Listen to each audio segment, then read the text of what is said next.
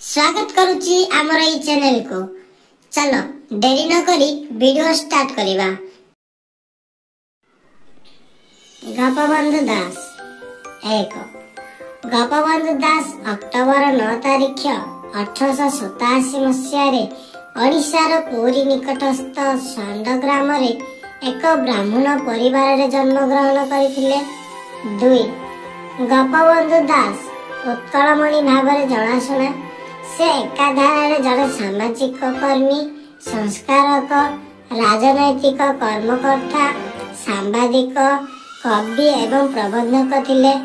3 1919 मसीह से दि समाज नामक एक साप्ताहिक खबर कागज आरंभ करथिले।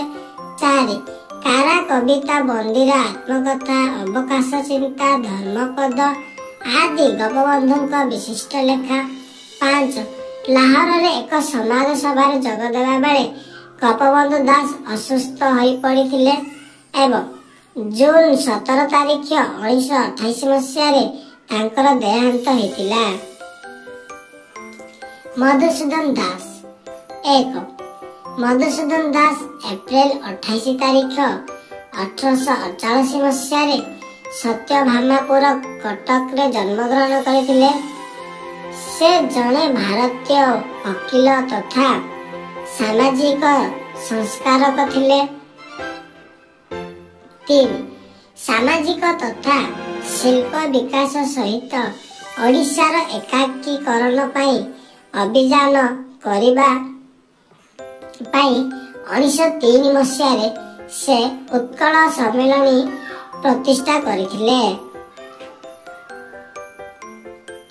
4 से ओडिशार प्रथम स्नातक तथा एडवोकेट मध्य थिले एवं मधुबाबू व उत्कल गौरव भाव मध्य से जनाशुना।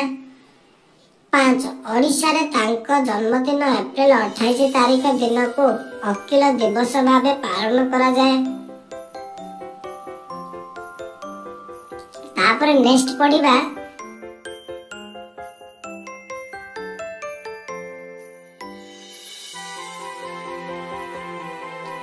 उपेंद्र भंज एक उपेंद्र भंजकर जन्म ओडिशार कुलगढ़ गंजाम जिला रहिथिला।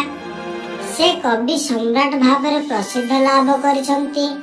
3 वैदेश विलास, लावण्यवती, कटि ब्रह्मांड सुंदरी आदि तांकर प्रसिद्ध काव्य। 4 से ओडिया भाषा एवं साहित्य को 32,300 शब्द योगदान करिसंती। 5 भंजनगर सहर नाम तांको नाम रे रखा जायछि। माने भंजनगर सहर ना तांकर नाम उपेंद्र भंज, सेही पर तांको सेही सहर नाम भंजनगर रखा जायछि। एही परि नवा नवा वीडियो देखियातिले हमर ए वीडियो को सब्सक्राइब करि नियंतु एवं अधिक रु अधिक शेयर करंतु। Thank you. ए वीडियो को सब्सक्राइब कर नियंतु कारण एही परि सुंदर सुंदर और सरल भावे पिला माननको आम ए चैनल रे अनेक गुड़िया रचना और पिला माननको शिक्षा विषय रे छाड़ीचो एवं से वीडियो यदि आपण माने देखियो चाहउछंती हमर ए चैनल को सब्सक्राइब करिवा सहित हमर चैनल रे तळे थिबा डिस्क्रिप्शन जाई वीडियो गुडी को देखि परिबे।